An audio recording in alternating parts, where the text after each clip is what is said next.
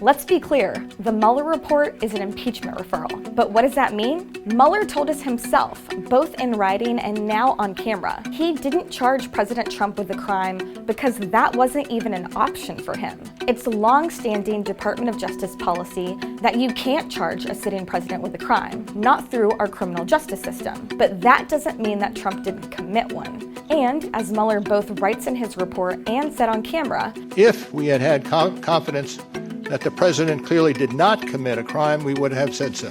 But Mueller is not clearing Trump of committing a crime. He's outlined several instances of obstruction of justice by Trump in his report.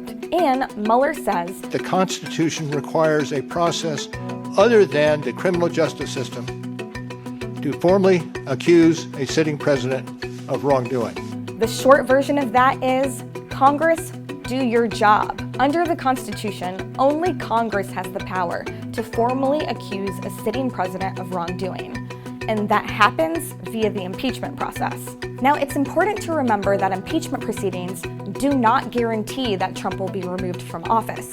A president can be impeached by the House, but acquitted by the Senate. That's what happened with Bill Clinton back in 1999. But impeachment proceedings are still significant for a couple reasons. One, it's the only legal method Congress has of holding a sitting president accountable. Two, it's a historical record of what kind of behavior by a sitting president is considered acceptable now and in the future. And three, the process of impeachment allows for deeper investigation and a more public understanding of what exactly the president has done. We've been in this position before.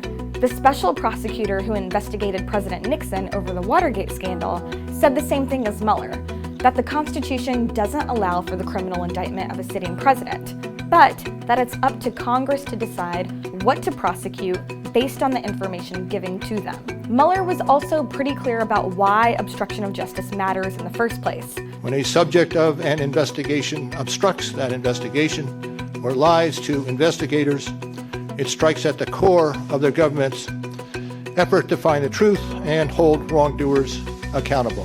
Note that he said when, not if.